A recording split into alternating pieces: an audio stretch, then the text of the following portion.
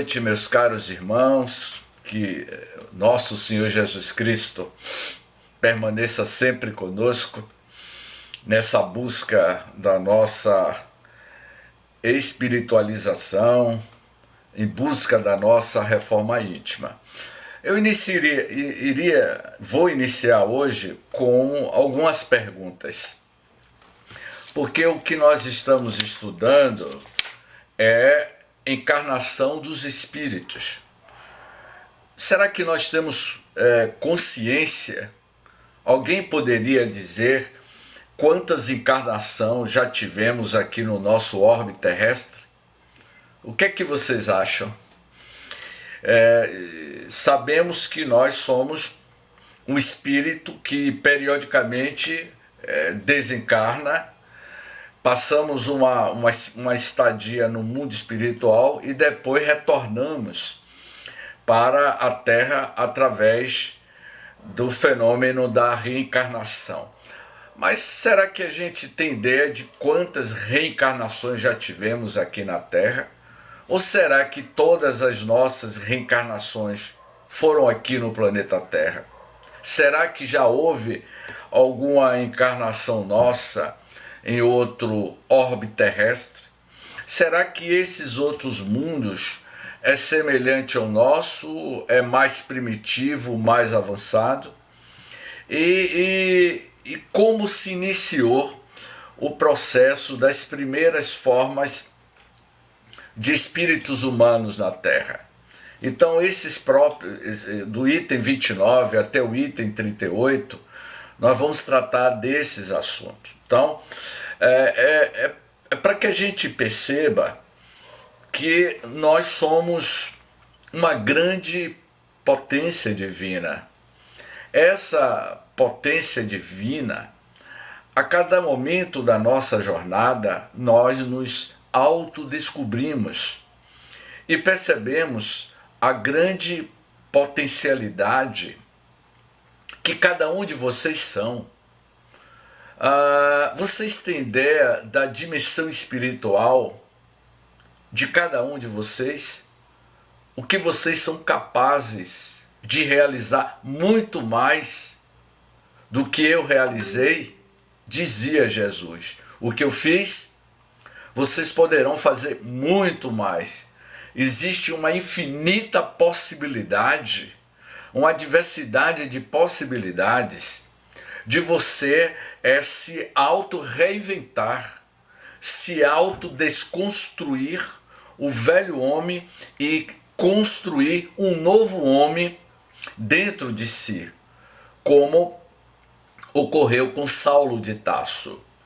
Matou-se o velho homem Saulo de Tarso e Saulo de Tarso recriou o novo homem, surgiu um novo homem do seu mundo íntimo.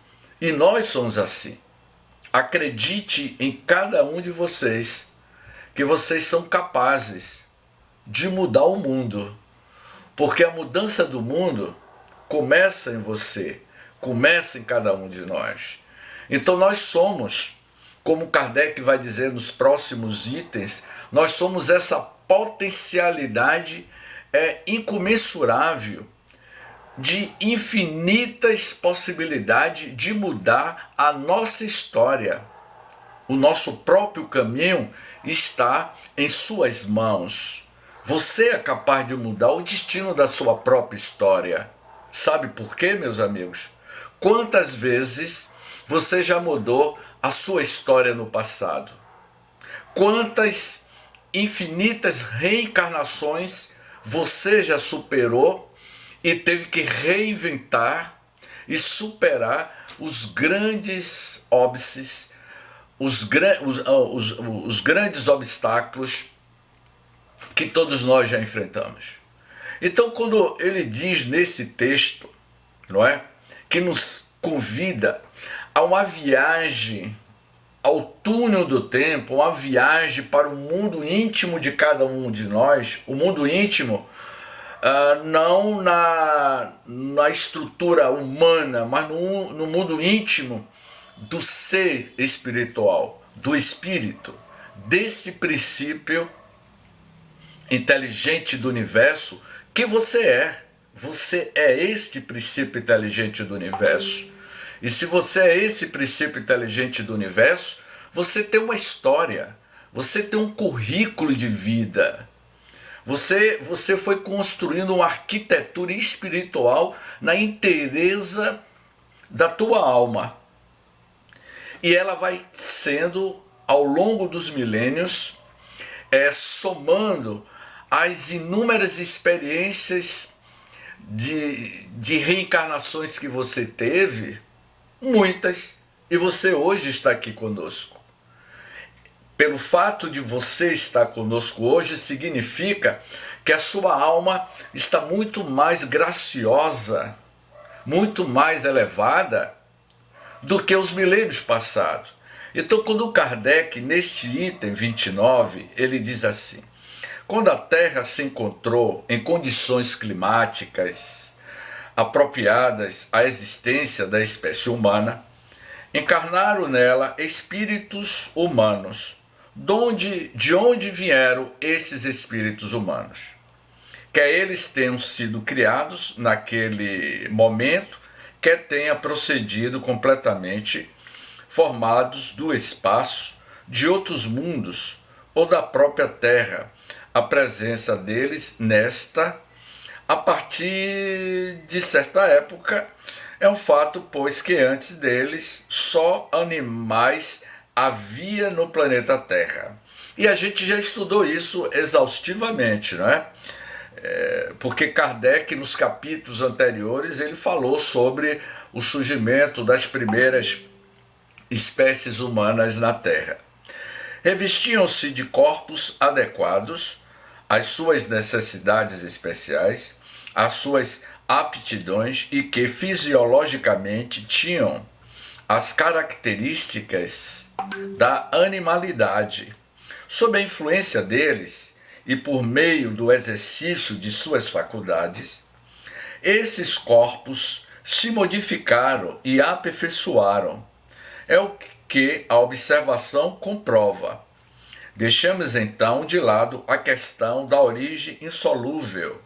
Por enquanto, consideremos o espírito não em seu ponto de partida, mas no momento em que, se manifestando-se nele os primeiros germes do livre-arbítrio e do senso moral, o vemos a desempenhar o seu papel humanitário, sem cogitarmos do meio onde haja transcorrido o período de sua infância, ou, se preferirem, de sua incubação, malgrado a analogia do seu envoltório com os demais animais, poderemos diferenciá-lo destes últimos pela faculdades intelectuais e morais que o caracterizam, como debaixo das mesmas vestes grosseiras distinguimos o rústico do homem civilizado.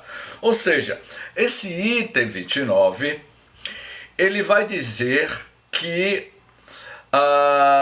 na medida do avanço da humanidade, das humanidades, de uma humanidade para outra, de uma civilização para outra, a humanidade vai se modificando no seu aspecto social, no seu aspecto espiritual, e na medida que a comunidade, a sociedade, a raça humana vai se modificando, eles vão tendo novos corpos, novas constituição fisiológica que servirá de habitat transitório a encarnação de espíritos mais dóceis, a encarnação de espíritos mais voltado para o amor, para a compaixão. Eu perguntaria a vocês, tem um livro do Djalma Argolo, A Dimensão Humana do Cristo, é um livro fantástico. Se vocês puderem anotar o nome desse livro, é um livro que eu recomendo, de Djalma Argolo, A Dimensão Humana do Cristo. E o Djalma, nesse livro, ele vai dizer que a dimensionalidade humana do Cristo era tamanha que um espírito do quilate, da elevação deste Cristo, para habitar um corpo na terra, ele teria que ter um corpo. Jesus, ele não tinha esses padrões do lado sombra, do ego. Jesus, o Cristo que viveu conosco, ele não tinha esse ego que nós temos. O nosso ego é muito mesquinho para dentro de nós. Jesus não tinha esse problema de rinite alérgica.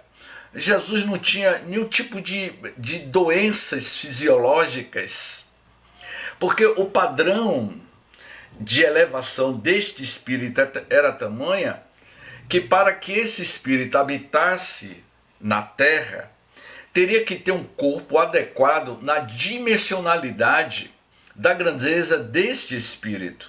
E o Djalma diz isso no livro. Claro que ele nasceu, teve um momento que ele chorou, ele fazia as necessidades fisiológicas, ele teve que mamar, dentro da dimensionalidade humana. Então, espírito de um quilate, de um Siddhartha Gautama, do Buda, de um Yogananda, de um Cristo, não é? São espíritos que, quando reencarna, o seu DNA, a sua constituição genética tem um padrão muito mais avançado para suportar a hierarquia, a densidade espiritual de um ser deste. O que eu quero dizer que Cristo disse o seguinte: olha, o estágio em que eu me encontro, um dia vocês vão se encontrar. Por quê? O que eu fiz, vocês poderão fazer muito mais. Então ele quis dizer o quê, meu amigo Luiz? O que eu fiz, o que eu sou hoje, vocês serão amanhã, porque eu passei por estágios. E esse meu estágio de evolução do ser vai modificando a sua própria estrutura, o seu próprio biorritmo. Você começa a ter uma forma humana mais doce, mais delicada, mais sensível.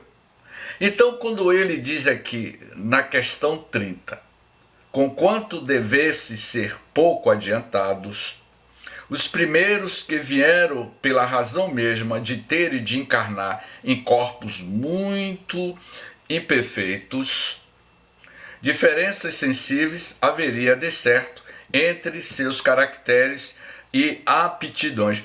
Os homens, os hominídeos, eles tinham a estrutura muito maior, muito mais pesada. A forma biológica desses hominídeos, do homem de Cro-Magnon, do homem de Neandertal e assim por diante, eles tinham a estrutura fisiológica muito mais grotesca, que coadunava com o clima do ambiente da Terra há 200 mil anos. Sabe que nós que estamos aqui nesta sala, já imaginou um filme de ficção, a gente ser teletransportado há 200 mil anos atrás? A gente não suportaria o clima de 200 mil anos atrás. A gente não ia suportar, não ia conseguir viver nem pouco tempo de vida, porque estaríamos em um clima, em uma psicosfera, em uma densidade completamente diferente da nossa. Então, cada época da evolução da Terra tem o seu período, como ocorrerá futuros períodos da raça humana, que não teremos mais essa beleza que meu amigo Diogo tem, não é? Esse biotipo de Diogo não será mais esse, não é? Esse biotipo de Teresa Bartira não será mais esse, não é? Provavelmente Teresa não terá mais esse tipo de cabelo que ela tem. Não vai ter mais salão de beleza no futuro, porque teremos outro biotipo, outros padrões, não é? É a chapinha que se dá no cabelo, no futuro não terá mais isso. Então, Teresa agora deu uma boa risada. Então, achou-se a terra assim povoada de espíritos de diversas categorias, mais ou menos aptos ou rebeldes ao progresso.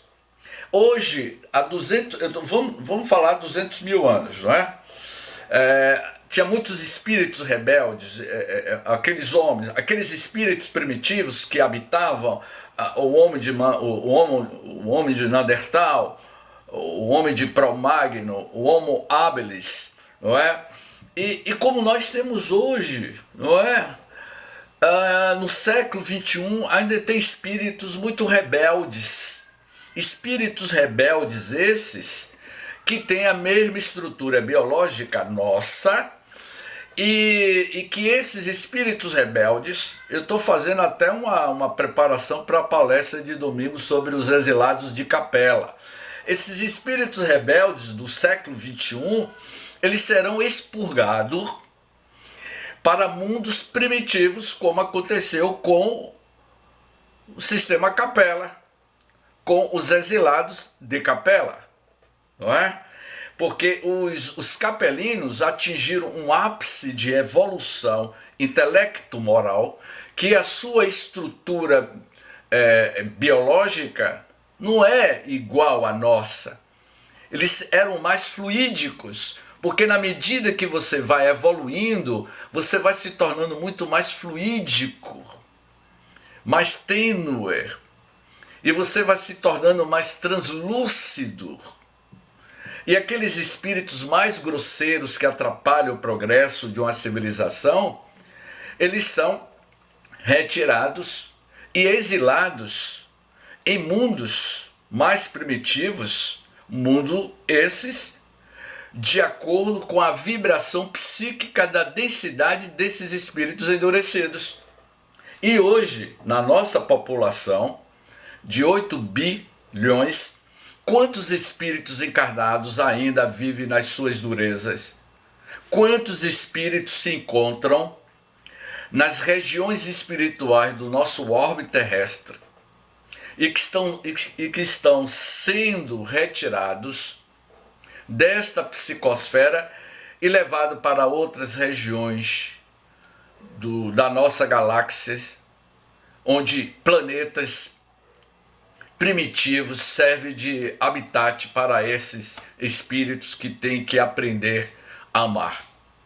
Como eu comentava ontem, não é?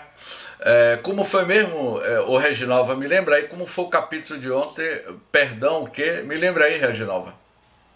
O microfone está fechado. Poema do Perdão. Poema do Perdão de Amélia Rodrigues, que a gente estava estudando ontem. E que teve um diálogo de Simão Pedro com Jesus, e que Simão pergunta ao Rabi, Rabi, mas se alguém tirar a vida do outro, matar, e qual foi a resposta que Jesus deu? Ele continuará vivo. Mas Rabi, ele vai tirar a vida de alguém, ele tirou a vida de alguém, ele continuará vivo. Porque ninguém tira a vida de ninguém. Ninguém tira a vida de ninguém, porque só existe uma única vida, e que eu sempre digo, não existe a vida após a morte. Eu acho que a gente usa essa terminologia de forma equivocada. A vida após a vida, se é que existe vida após a vida, porque a vida é única. Você não morre. Ô, meu amigo Aldo, boa noite, Aldo. Você não morre, Aldo. Então por que você fica com essa cara feia quando você sente que um ente querido desencarnou? Então Jesus ontem disse, mas e se alguém matar o outro? A vida vai continuar. E o que vai acontecer? Aí é uma consequência de inteireza moral tua. Porque se você tirar a vida do outro, você vai responder. Se você não responde na dimensão física, ô Aldo, você vai responder na dimensionalidade espiritual. A lei da atratividade, da sintonia mental. Então, na medida que você vai evoluindo, você vai modificando os seus padrões emocionais e você vai se tornando um corpo mais sutil, mais doce. Então, quando ele diz aqui no item 31, pode comparar-se os espíritos que vieram povoar a terra, esses bandos de emigrantes de origens diversas, que vão estabelecer-se numa terra virgem, onde encontram madeira e pedra para erguerem habitações, cada um dando a sua um cunho especial de acordo com o grau do seu saber e com o gênio particular. Grupam-se então por analogia de origens e de gostos, acabando os grupos formar tribos, em seguida povos, cada qual com costumes e caracteres próprios. Quando Juscelino Kubitschek, nos anos 50, o presidente Juscelino pediu a uma equipe de arquitetos que queria criar Brasília, o DF, o Distrito Federal. E aí ele contrata uma equipe de arquitetos. Dentre essa equipe de arquitetos, na década de 50, Oscar Niemeyer. E aí, Juscelino Kubitschek tinha na sua memória psíquica e espiritual, que eu não vou contar a história das reencarnações de Juscelino Kubitschek, que foi um grande monarca, se eu não me engano, egípcio. E Juscelino é questionado por Oscar Niemeyer. Mas você quer construir Brasília num cerrado, num agreste? 1958, 57, 58, 59, eu acho que em 1960 Brasília foi inaugurado. Lá é uma região inóspita, é caatinga pura, não tem como sobreviver. Mas ele pediu que fizesse isso porque era uma memória, vamos dizer assim, era uma memória atávica no inconsciente profundo de Juscelino Kubitschek que ele queria construir. É uma história espiritual de Juscelino. O que eu quero dizer que quando Brasília começou a ser construída, eu não sei se aqui na sala tem alguém que é lá de Brasília e que tem o nome, quem nasce em Brasília é o quê? Me fugiu o nome. Os primeiros candangos que vieram de várias partes do Brasil, do sul do Brasil, especialmente do nordeste do Brasil, certo? De todo o nosso território aqui do noroeste do Brasil, os nordestinos foram um número muito grande que se tornaram candangos. Eles tiveram que se adaptar àquele solo agreste. Então, assim, o que ele quer dizer que você vai para uma região e você acaba se adaptando àquela região. Hoje a gente vê Brasília, não é? Dentro da capital é aquela maravilha. Agora vá fazer trilha, não é? Vá fazer aquelas trilhas saindo lá da cidade satélite, Quabatinga, subindo, é que você vai ver como é que naquela época ainda era pior a situação daquela região agreste e que os candangos, as pessoas que construíram Brasília tiveram que se adaptar àquela realidade, não é? Então, é exatamente isso que Kardec está dizendo, que esses espíritos, na medida que esses espíritos estão encarnando em períodos diferentes da humanidade, eles vão se adaptando de acordo com o clima, com o meio ambiente. O meio ambiente influencia na encarnação do espírito? Certamente que sim. Certamente que sim. Por quê? Aí ele vai dizer no item 32. Não foi, portanto, uniforme o progresso em toda a espécie humana, como era natural às raças mais inteligentes, adiantaram-se as outras, mesmo sem levar em conta que muitos espíritos recém-nascidos para a vida espiritual, vindo encarnar na Terra, com os primeiros aí chegados, tornaram ainda mais sensível a diferença em matéria de progresso. Fora, com efeito, impossível atribuir-se a mesma ancianidade de criação aos selvagens, que mal se distingue do macaco, e aos chineses, nem ainda menos aos europeus. É porque eu não quero antecipar aqui, eu não quero falar sobre as raças adâmicas, porque a gente vai ter um capítulo sobre as raças adâmicas, então não quero falar sobre a raça chinesa, sobre as 4 grandes civilizações oriundas do sistema de Capela, não é? Os exilados de Capela, que formaria as 4 grandes raças que daria a origem à humanidade, ou seja, haveria um upgrade na genética espiritual nossa para surgir essa raça que nós somos, não é?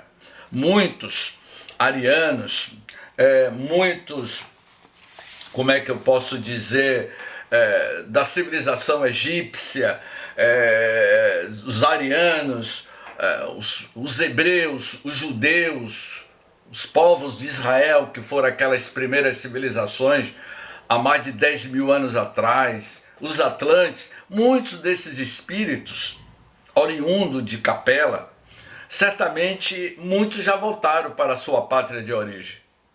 Mas eu tenho certeza que aqui na nossa sala, inclusive eu, ainda tem muito aqui que são os exilados de Capela, que ainda está batendo a cabeça, o Reginalva. Ainda está, sabe? Não saiu da sala de aula. Você só vai voltar para Capela depois que você resolver fazer uma reforma íntima tamanha na sua vida. Enquanto você estiver se equivocando, você ainda vai ficar aqui nesse planeta. Ah, mas eu quero voltar para Capela, eu sinto saudade de Capela, do meu paraíso perdido, não é? Adão e Eva, eu vou falar de Adão e Eva lá na raça adâmica, não é? Nós sentimos saudades da da terra prometida, como dizia Moisés, os hebreus, são os exilados. Aquele sentimento de saudades, não é? De um sentimento de... É como se eu não fizesse parte desta comunidade, desta cidade. Eu quero voltar para o meu país de origem, para a minha pátria natal, que não é o planeta Terra. Tem pessoas que sentem isso, não é? Não só em Capela, mas em Alcione, Sírios, em outros planetas, porque há um intercâmbio de migração de espíritos de um planeta para outro. Mas nós só retornaremos, muitos de nós só retornaremos depois que a gente se tornar mais espíritos humanizados, espíritos muito mais aprimorado no seu valor espiritual.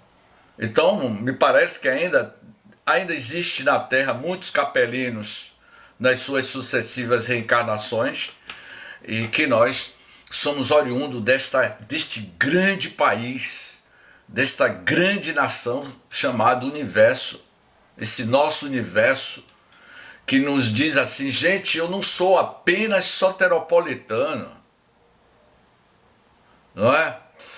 Eu não sou apenas morador dos bairros de Salvador, eu sou morador deste universo. Eu não sou apenas cidadão brasileiro, cidadão da América do Sul, cidadão do planeta Terra, cidadão do Sistema Solar, cidadão da Via Láctea. Eu sou um cidadão do universo. Tantas coisas belíssimas para a gente descobrir lá fora. E a gente ainda está preocupado com as coisas tão pequeninas dentro de nós, brincando, como dizia Dr. Ildefonso James. Nós somos crianças no jardim de infância. Eu sempre repito isso. Ele dizia que a humanidade são crianças no jardim de infância, que o jardim de infância é a Terra. E nós somos crianças nas nossas picuinhas brincando de guerra, de um jogar foguete no outro e tirar a vida do outro. E aí tira a vida do outro e descobre que não tira a vida, que a vida continua. E que as crianças no jardim de infância têm um professor pedagógico. Esse professor pedagógico é o Cristo. E que de vez em quando puxa a nossa orelha e diz: olha, meu filho, ó, essa malcriação sua, eu te dei o livre-arbítrio, mas você está passando do limite. Se a sala de aula está passando do limite, vocês vão tomar um puxão de orelha. E o puxão de orelha são o quê? Os cataclismos, as pandemias. Todas as pandemias que assolam a humanidade, ela tem uma origem, ela tem uma matriz. O psiquismo da raça humana. O homem é o causador dos seus próprios dramas a nível interplanetário. Porque isso repercute nas esferas espirituais e nos planetas vizinhos, onde os próprios espíritos que habitam outros planetas dentro do nosso sistema solar vai dizer: olha, os terráqueos têm que lavar a sua roupa suja dentro do seu próprio planeta. Não venha contaminar os planetas vizinhos. Colocação de André Luiz no livro Os Mensageiros. Então, Teresa, se você tiver de lavar roupa suja, lave dentro da sua casa, não vai incomodar os marcianos e os jupiterianos. O povo de Sírios, de Capela, que está a 42 anos-luz de distância do nosso orbe terrestre. Então, quando ele diz aqui sobre reencarnações, o princípio da reencarnação é uma consequência necessária da lei de progresso. Então, meus queridos irmãos, a mãe de Eliana viajou, né? Foi lá para a cachoeira e deixou a plataforma dela aí aberta, e Dona Balbina, que está acompanhando, o nome de Dona Balbina lembrou uma professora que eu tive que se chamava Dona Balbina. O princípio, Dona Balbina, da reencarnação é uma consequência necessária da lei de progresso. O que eu quero que vocês assimilem é que o que eu sou hoje são conquistas grandiosas que eu já tive lá no passado. Lá atrás, nas nossas sucessivas experiências, eu fui progredindo. E fui progredindo. E eu digo mais, quando nós tivermos de cair, isso eu aprendi. Quando você tomar uma queda, procure tomar essa queda, caia para frente, levante. Se você tomar outro tombo, sempre tome um tombo, levante e continue andando. Mas sempre caia para frente. Nunca retorne, nunca caia para trás. Caia pensando que você vai levantar, se reerguer e começar tudo de novo. Fazer um novo recomeço. Um novo recomeço com você mesmo. Então, o que Kardec diz aqui? Sem a reencarnação, como se explicaria a diferença que existe entre o presente estado social e dos tempos de barbárie? Será que vocês lembram? Está aí no inconsciente profundo da natureza íntima de cada um de vocês. Hoje é 14 de outubro de 2020. No dia 14 de outubro de 1230. 14 de outubro de 1230. Ou seja, há 700 anos no passado.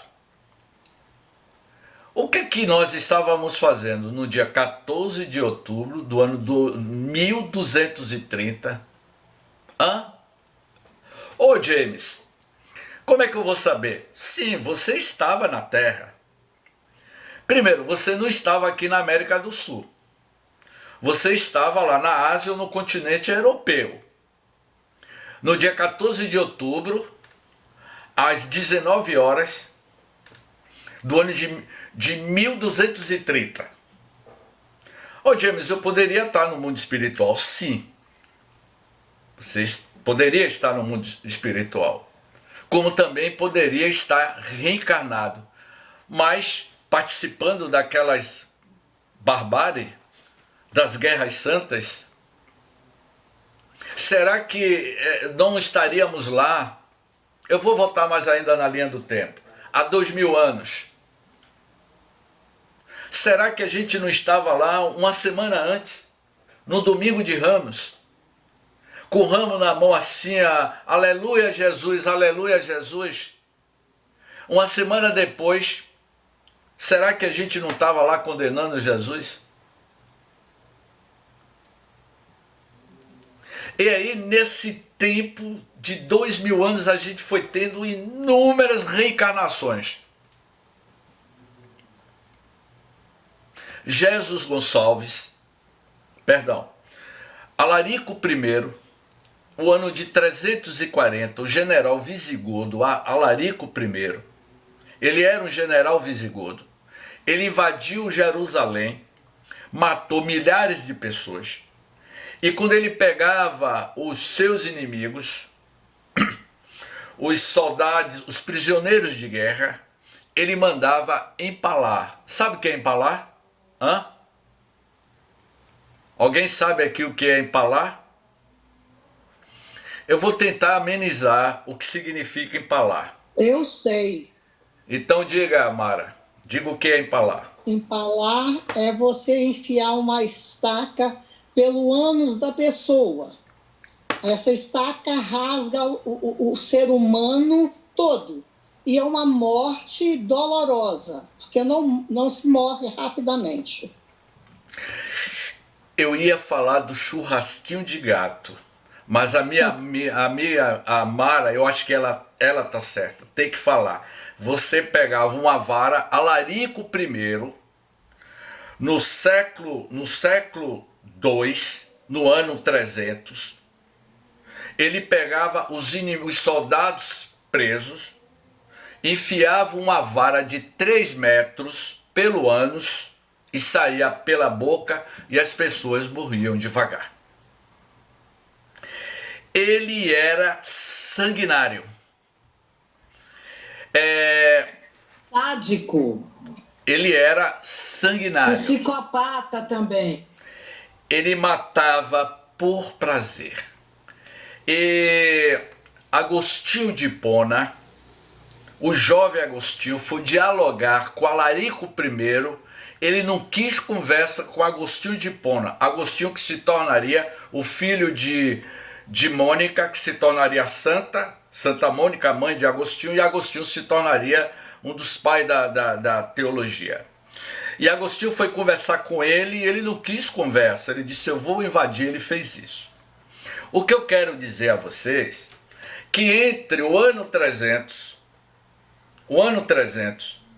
até 1930, entre o ano 300 a 1930, Alarico I teve inúmeras reencarnações e errando, voltou como general várias vezes e foi errando. Até que o diretor espiritual da Terra resolveu dar um destino àquele general visigodo. Ele disse assim, agora você não vai mais reencarnar sucessivamente no continente europeu. Nós vamos transportar você para o continente sul-americano. Você vai reencarnar no Brasil, que é o futuro da humanidade. Bem lá para frente. E você vai reencarnar no Brasil, no interior de São Paulo, e você vai se chamar Jesus Gonçalves. Aos 30 anos de idade você vai contrair o mal da hanseníase, da lepra, e você vai viver leproso durante muito tempo. E Jesus Gonçalves, ele desencarna com o corpo sendo corroído pelo bacilo da hanseníase. E é ali que Jesus Gonçalves, o general visigodo Alarico, que mais de 1.300 anos atrás, ele fazia isso que a Mara falou. Ele vai ressarcir e vai fundar aquele general visigodo que Teresa ficou assustada. E na década de 40 ele vai fundar o Centro Espírita Allan Kardec na cidade de Aimorés. E quando ele desencarna, Jesus Gonçalves, ele aparece para Chico Xavier e Chico pergunta a Emmanuel, de quem se trata? E Emmanuel diz para Chico, você não conhece ele? É Jesus Gonçalves, o leproso redivivo. É o velho Alarico I, aquele general visigodo, que na fieira do tempo, na barbárie, como ele vai dizer aqui Kardec, que ele era um bárbaro. Aquele general bárbaro se tornou espírita e foi convertido pelo Evangelho de Jesus, pelo Consolador prometido. Então, o exemplo de Alarico, na sua convenção, nas suas inúmeras reencarnações que ele teve, até chegar a Jesus Gonçalves, ele foi se aprimorando como nós estamos nos aprimorando em cada sucessivas reencarnações nossa. Hein, Tereza? Você que fez essa cara feia. Eu vou provocar a Tereza agora. Será que Tereza não fazia parte dos soldados de Alarico? Será que Aldo, com essa cara simpática, não fazia parte do grupo de Alarico? Hein? Diogo, com essa cara de santo, será que Diogo não fazia parte do grupo de Alarico? Será que Jamisney não era o comandante? Gente, o que eu quero dizer a vocês com esse capítulo aqui, 33,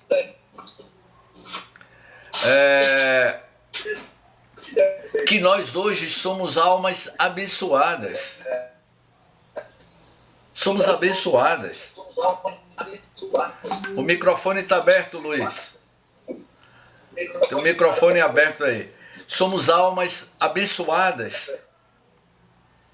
Então, meus queridos, admitir ao contrário que as almas de agora já viveram em tempos distantes, que possivelmente foram bárbaros como os séculos em que estiveram no mundo, mas que progrediram. Não é isso, minha amiga Ana Carla? Quanto você não progrediu, né, Ana? Abra aí o microfone, minha amiga. Eu imagino que sim, viu? Que eu tenha progredido. Não, Ana, não diga isso não, Ana. Vamos refazer essa sua fala. Imagino não. Tá. Progredi muito, diga assim, Ana. Progredi muito. Pronto. E só aqui eu tenho certeza que eu estou progredindo mais ainda. Então, minha amiga, então, ô Luiz, nós progredimos muito, porque já fomos bárbaros, como ele diz aqui, mas que progrediram, que para cada nova existência trazem o que adquiriram nas existências precedentes. O que você é hoje? O seu caráter, a sua índole, o teu caráter, a tua índole reflete a sua ascendência espiritual da sua última experiência que você teve na Terra. Uma senhora, uma certa feita, me perguntou: meu filho, como é que eu faço para saber quem eu fui em uma existência do passado? E eu disse: é fácil. Mas como? Faço a leitura da sua própria consciência. O que você é hoje é o reflexo da tua ascendência espiritual do passado. Pode falar, Miriam. Boa noite. Boa noite. Boa noite. Eu gostaria de fazer uma pergunta que me veio à mente, né? Ok.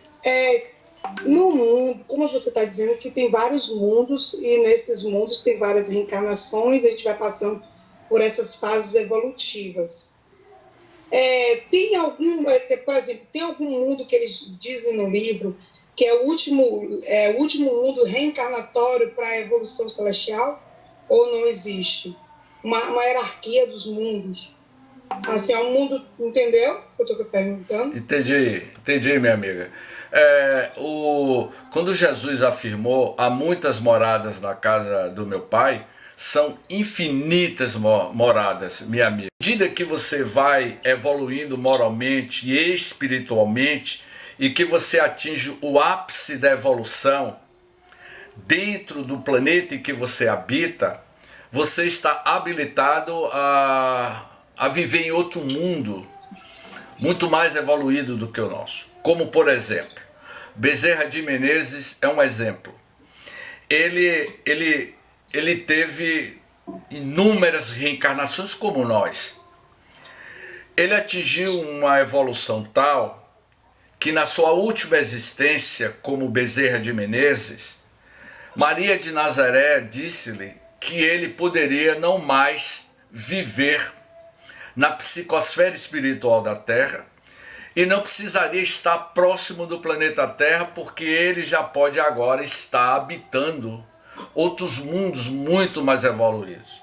E qual foi a posição que Bezerra de Menezes teve ao responder a Maria de Nazaré? Enquanto houvesse lágrima na terra, ele continuaria conosco. Então, existe uma diversidade, inúmeros mundos que não temos ideia. Podemos dizer assim, do ponto de vista da astrofísica, da cosmologia, a nossa Via Láctea, minha amiga, tem entre 100 a 400 bilhões de estrelas. O universo observável, um ponto observável do nosso universo tem... Uma galinha pilotando uma moto. Ah, que legal. Não é legal. Você pode fechar aí o microfone, minha amiga? Existem bilhões e bilhões de estrelas, de galáxias, de mundos que são habitados de densidades diferentes. É isso que eu tenho comentado. E que nos dá essa potência de que você é capaz de viver e viveremos para a eternidade. Você viverá para a eternidade. Mas, James, eu não vou ficar ocioso, jamais há ociosidade. Porque a cada reencarnação nossa, nós nos autodescobrimos. Essa pandemia de 2020, eu fiquei 6 meses no sítio. Eu não imaginei que eu iria aprender a fazer coisas que eu nunca imaginei na minha vida dentro de um sítio. Aprendi a fazer um monte de coisas que eu nem imaginava. Então, assim, a cada reencarnação você vai progredindo. E esse progresso, como Kardec diz aqui, não é? Que a humanidade vai progredindo, não é? Porque não teria podido o homem adiantado fazer os seus primeiros estágios senão em mundos inferiores, quando ao seu derredor estão seres análogos aos desses mundos. Meus amigos, enquanto houver ranger de dente, sofrimento, pessoas derramando lágrimas, vamos estar aqui juntos. Eu preciso de você, eu preciso de vocês, cada um precisa um do outro. Enquanto um irmão estiver derramando lágrimas, estamos juntos. Não vamos deixar ninguém para trás. Se Diogo recebeu uma proposta, Diogo, você vai para uma região maravilhosa. E aí ele olha para Jamisnei. E aí Diogo diz: James, eu não vou deixar você para trás. Você vai comigo. Aí eu vou dizer a Diogo: Diogo, eu não vou deixar Merlin para trás. Merlin vai dizer para Teresa Bartira: Teresa, eu não vou deixar para trás. Se é bom para você, é bom para todos. Então, todos juntos para construir esse novo mundo, essa nova era, esse mundo em regeneração. Então, ninguém que está aqui nesta sala e os 8 bilhões de seres humanos não vai ficar para trás. Todos vão seguir rumo a esse mundo em regeneração. Porque ele tem estendido as suas mãos e ele iria dizer: eu não vou deixar as minhas ovelhas órfãs. Enquanto houver lágrimas sobre a terra, eu estarei com vocês até o final dos tempos. Jesus, o grande pastor.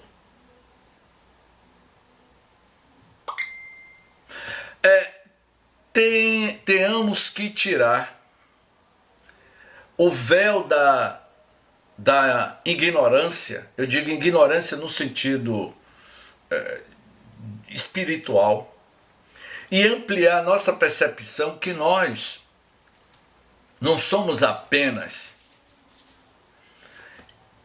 esta figura, esta personalidade. Nós somos uma consciência. Somos um ser consciente, habitando uma indumentária carnal. Pode perguntar, minha amiga Merlin. Então, aquilo que se diz em Apocalipse, que diz que todos que morrerão dormirão para ter um julgamento final. Esse julgamento, isso cai por terra? O que o Velho Testamento fala, Merlin, o dia do julgamento final, eu sempre comento isso, que o dia do julgamento final de cada um de nós, quando você desencarna... Tá cortando, eu não estou ouvindo direito, mas... Cada um de nós, você... o que eu quero dizer, Mary, o dia do juízo final... eu quero dizer... Fecha o microfone aí, alguém. O julgamento final é uma leitura da sua própria consciência. Aonde é que está escrita a justiça de Deus? Fecha aí, Luiz, o seu microfone. Luiz, fecha aí seu microfone, Luiz. Fecha o microfone. Onde é que está escrita a justiça de Deus? A justiça de Deus está escrita na sua própria consciência. O juízo final, que se diz de forma aberta, que está lá na Bíblia, e as pessoas levam ao pé da letra, o juízo final é uma retrospectiva da sua própria consciência ao longo do que você fez na Terra. Quando você desencarna e retorna para o mundo espiritual, vai passar diante da sua consciência, é como se fosse uma imagem cinematográfica, fazendo uma retrospectiva do que você fez. Então, essa é a análise. A realidade espiritual, ela é proporcional à sua realidade que você viveu na Terra. Você será, no mundo espiritual, o que você foi na Terra. Ok? Eu agora vou abrir aqui para para que vocês participem, enfim.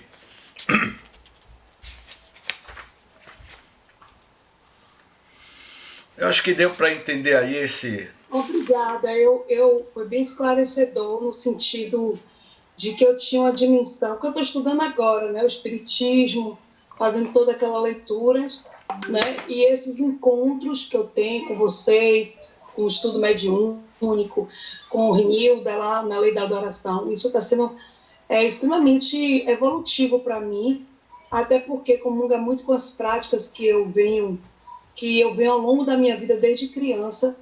Eu sempre tive essa ideia da caridade, do amor próximo, de tem que sempre estar olhando para o próximo, e eu vejo que isso está dentro do Espiritismo, né, e comunga muito com as ideias que eu tenho em relação à evolução. Isso foi muito esclarecedor no sentido que eu leio muito a Bíblia, né, eu sou muito estudiosa da Bíblia, e estou começando a estudar o Espiritismo como fonte crescedora de mim mesma. Ok, Merle. Então, seja bem-vinda, minha amiga. Algumas considerações. Aldo Cerqueira. E aí, Aldo, você entendeu, Aldo? Você está entendendo, Aldo, aonde você já chegou? Abra aí o microfone, Aldo. Você entendeu os perrengues que você já passou nas reencarnações passadas? Quantos perrengues você não já passou, Aldo? Mas não disse que cada reencarnação é uma evolução que nós não regredimos, não é isso? Exatamente. A tendência é a nossa evolução, nosso crescimento. Né? Eu acredito que esteja, né? Pode ser até que esteja em passos lentos, mas está havendo uma evolução, né? Crescimento para a minha parte. Ok. Ana, você quer falar alguma coisa, Ana? Ana Carla? Oi, João. Eu acredito que no momento que estamos aqui, nesse momento que a gente está vivendo e tal, é perceptível que todos nós já estamos em evolução, né? Já, pelo menos há milhões de anos atrás, como o senhor colocou, que hoje em dia o que a gente vive é bem diferente do que aqueles tempos. Né? Então, eu creio muito que a gente evoluiu. Mas eu tenho uma dúvida, não, mas tipo assim, uma relacionada ao nosso pensamento. Tudo que a gente materializa, o que a gente vive, ou que a gente leva, está relacionado ao que a gente pensa? Exatamente, não é, Ana? O pensamento cria a vida que procuramos. Você tem...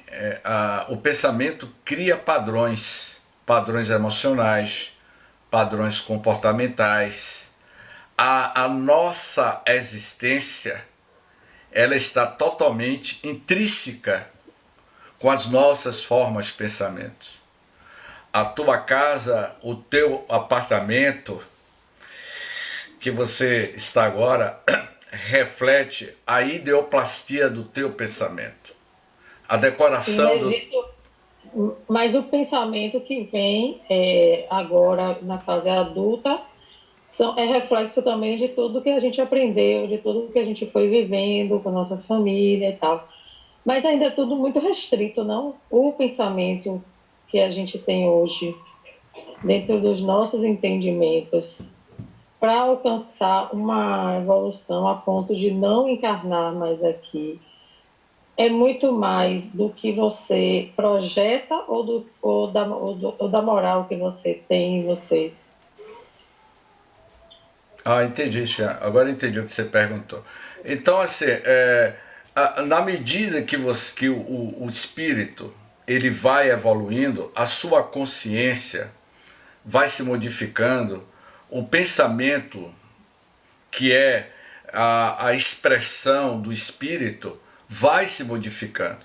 Então vai chegar o momento que você vai se tornar um espírito muito elevado e que você não mais vai precisar reencarnar na Terra porque você evoluiu. Como, por exemplo, quando Jesus disse: bem-aventurados os puros de coração, porque eles verão a Deus.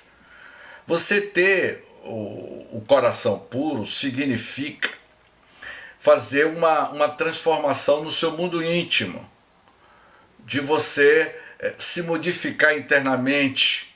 Ter o coração puro é ter bondade, é amar o próximo de forma incondicional, atingir níveis elevados de nobreza, de sentimento de amor ao próximo, que o seu pensamento vai se transformando, e na medida que vai se transformando, você vai se tornando um espírito puro de coração, de bondade, como Jesus disse. Então, quando a gente atinge esse patamar, aí você vai ver Deus, não é?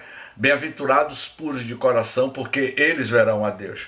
Então, quando você chega a esse patamar, significa que o seu pensamento mudou. Como, por exemplo, Joana de Ângeles, Ana, ela diz que nós produzimos por dia, não é? 60 mil pensamentos por dia. Aqui na sala tem 30 pessoas. Eu vou pedir a alguém aí que é bom de matemática, calcule aí 30 pessoas vezes 60 mil. Quanto é que dá? E alguém me responda aí. 60 mil vezes 30 pessoas que está aqui na sala. Neste exato momento, cada um de nós, durante o dia de hoje, na sexta-feira, produzimos 60 mil pensamentos. Destes 60 mil pensamentos, vai dizer Joana de Ângeles, que há uma parcela ínfima de pensamentos positivos, que a maioria dos pensamentos são pensamentos de problemas, pensamentos de destruição, pensamentos de ira, pensamentos de negatividade, e que fica um percentual muito pequeno para a construção do belo. Então, assim, ela diz que nós produzimos isso. Desses 60 mil pensamentos, a maioria dos pensamentos são pensamentos invigilantes, por conta da nossa própria invigilância, não é? O que me deixa assim muito fascinado é que a nossa natureza espiritual, ela é além desta forma física. Quando amanhã eu deixar de existir neste corpo físico, o meu pensamento continuará como eu pensava na Terra, porque a consciência está no espírito e não no corpo, e não no cérebro. Então, no momento que você vai modificando, não é?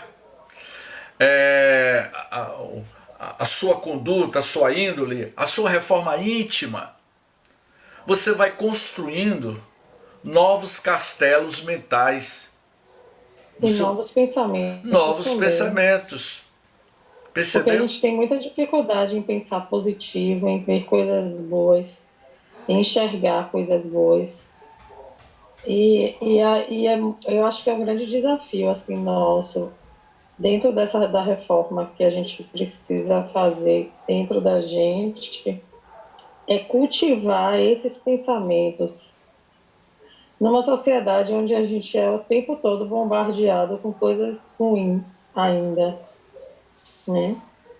Mas esse é o que caracteriza o mundo ainda de provas e expiações, né? Exatamente. E aí, como a gente está aqui para a regeneração, que vai ser metade felicidade e metade tristeza, onde a gente possa cada vez mais cultivar não só os pensamentos, mas as atitudes boas também, né?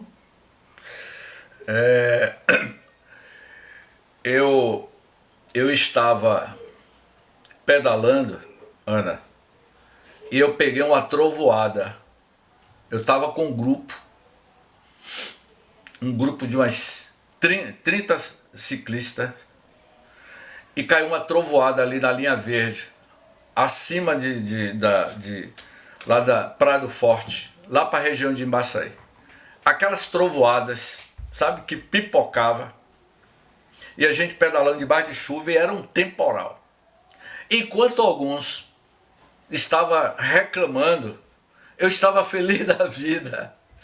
Enquanto alguns, uns amigos que estavam comigo, mas Jamie, você me convidou, você não disse que não ia chover? Eu disse, rapaz, veja a beleza das trovoadas. Eu estava vendo isso, o outro estava vendo algo negativo. É a forma como você vê o mundo. Percebeu? Então, cada um de nós estamos dentro do mesmo contexto, não é?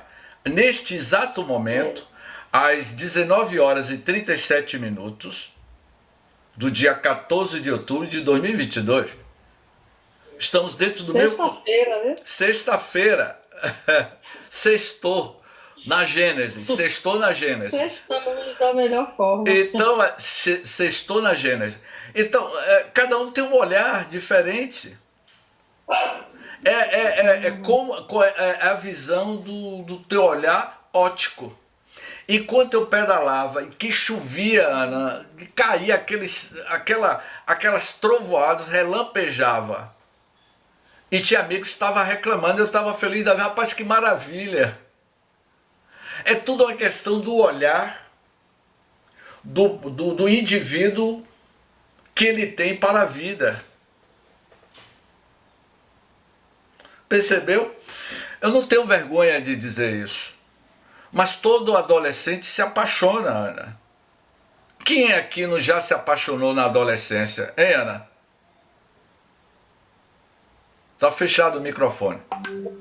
É quando acontece, né, a paixão. É normal um adolescente,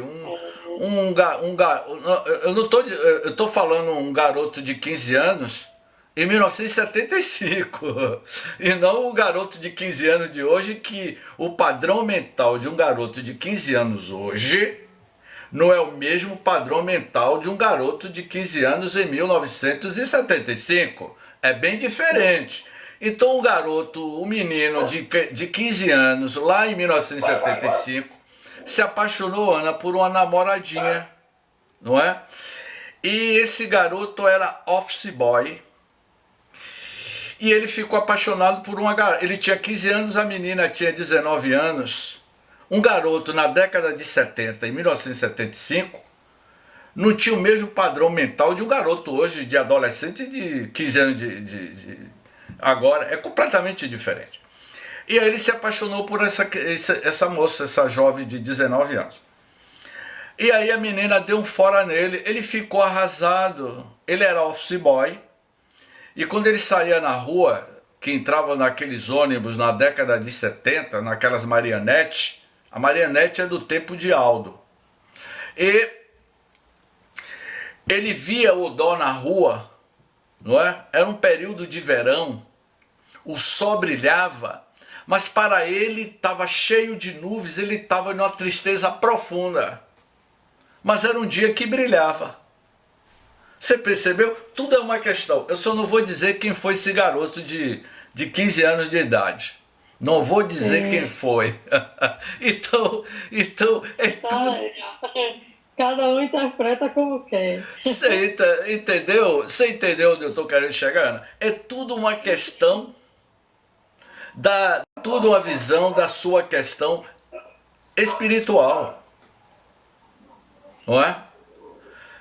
Sim. Alguém quer participar? Porque a gente já está chegando aqui no horário já. Valeu, viu? Obrigadão. Muito bom, esclarecedor demais. Agora eu não entendi o motivo da risada de Tereza, mas tudo bem, não é? Na próxima semana nós vamos estudar o capítulo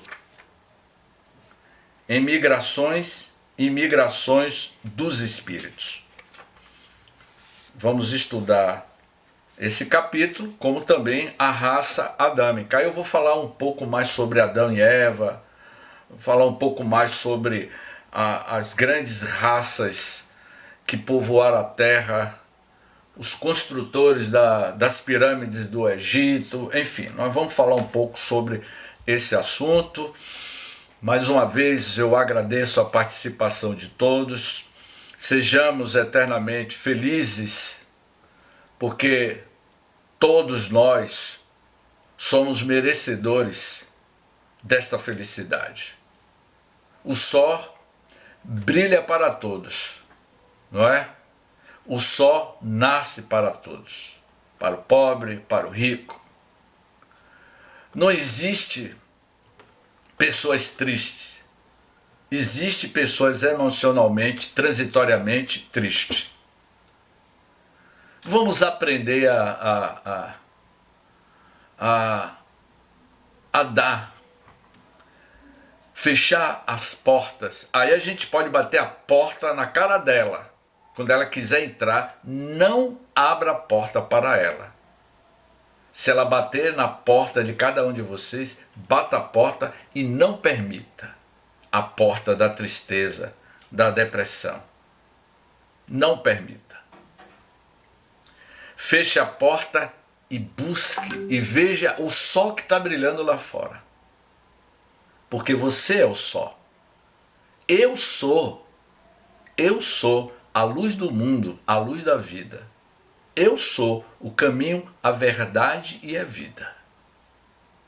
Jesus, ao afirmar essas frases, ele quis nos dar um recado.